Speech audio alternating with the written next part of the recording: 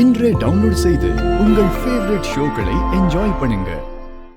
மம்மியவே எதிர்த்து பேசி எல்லார் முன்னாடியும் அவமானப்படுத்தினவ எப்ப என் கண்ணுல மாட்டுவான்னு பாத்துட்டு இருந்தேன்.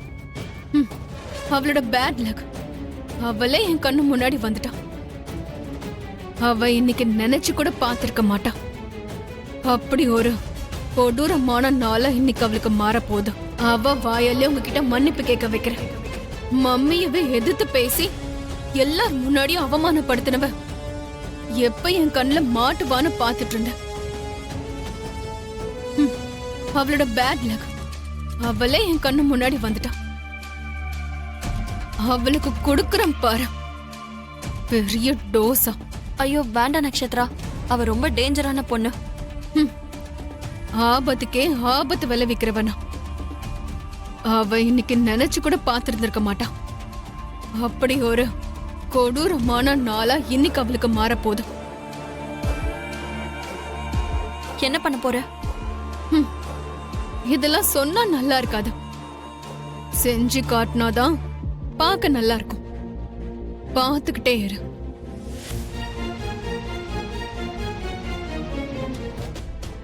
எதுக்கு? நான் வெஸ்டர்ன் டான்ஸ் தான் ஆடுவேன். அண்ணா கேட்டா கிளாசிக்கல் டான்ஸ்னு சொல்ல.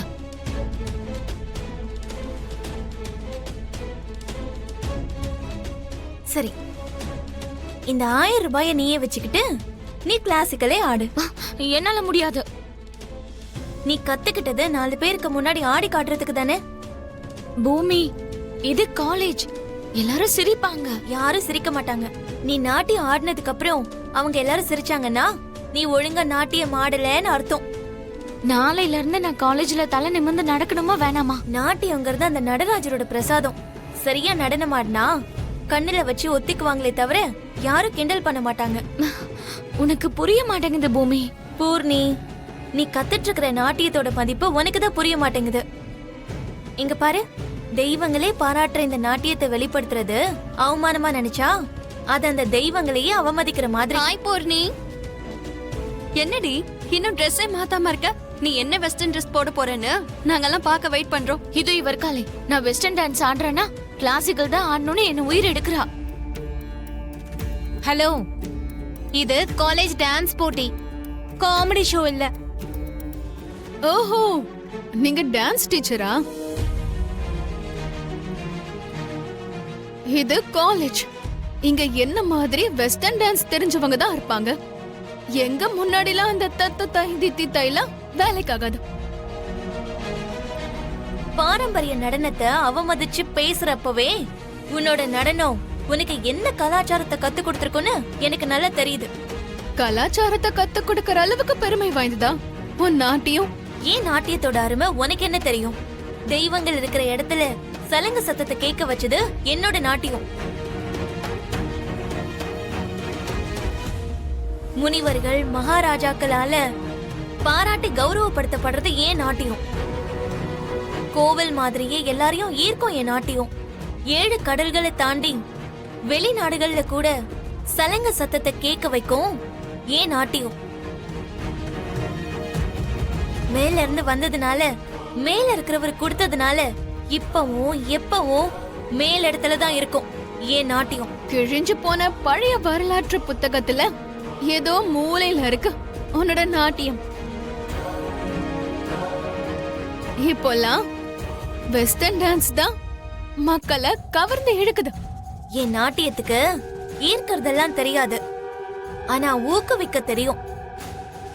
உன் டான்ஸ பத்தி நீ இவ்ளோ பேசுறனா, வெஸ்டர்ன் டான்ஸ பத்தி உனக்கு எதுவும் தெரியாதுன்னு எனக்கு புரிஞ்சு போச்சு. எப்படி இருக்குன்னு பாக்குறியா? போட்டி போடாத, தோத்துருவேன்.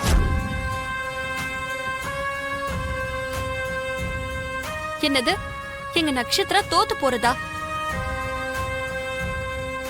அவ டான்ஸ் பார்த்தா நீயே மயங்கிருவ.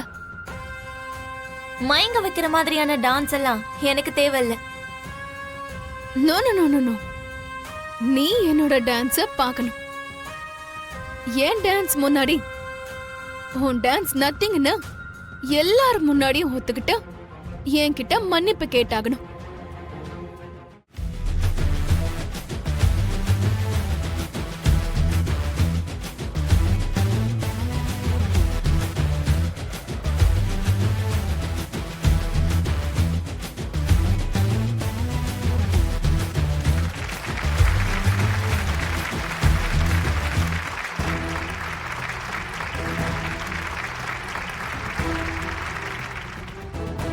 இதுதான் வெஸ்டர்ன் டான்ஸ்ன்றது. உன்னால பண்ண முடியுமா?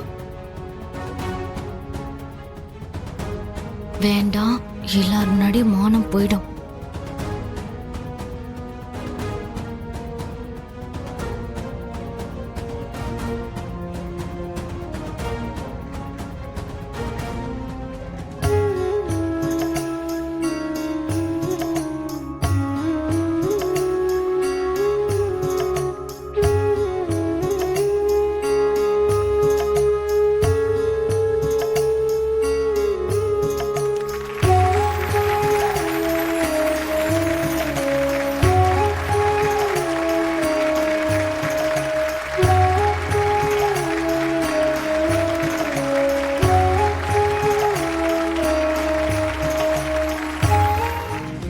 ஒவ்வொரு நாட்டியத்தையும் கௌரவிக்கணும், மதிக்கணும்.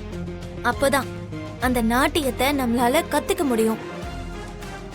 ஆனா அதுக்காக மத்த நாட்டியங்களை குறைச்சி எடை போட்டுற கூடாது.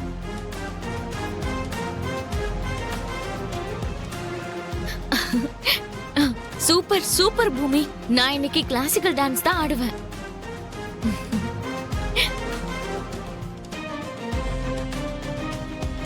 சாரி, நீ இவ்ளோ நல்லா டான்ஸ் ஆடுவேன்னு தெரியாம நாங்க தப்பா பேசிட்டோம்.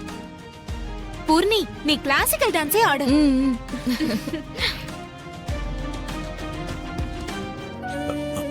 சரதா,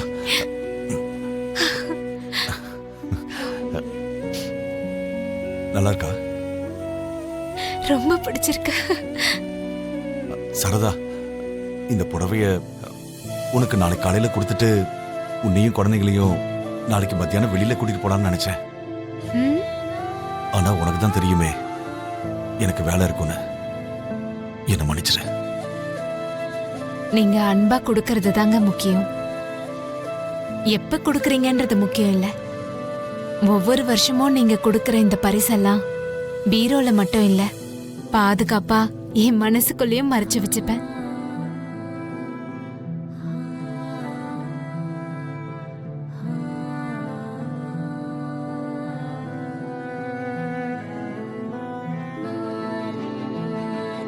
வேண்டான்னு நினைச்சாலும் உங்களோட நினைவு என்ன துரத்திக்கிட்டே இருக்குங்க.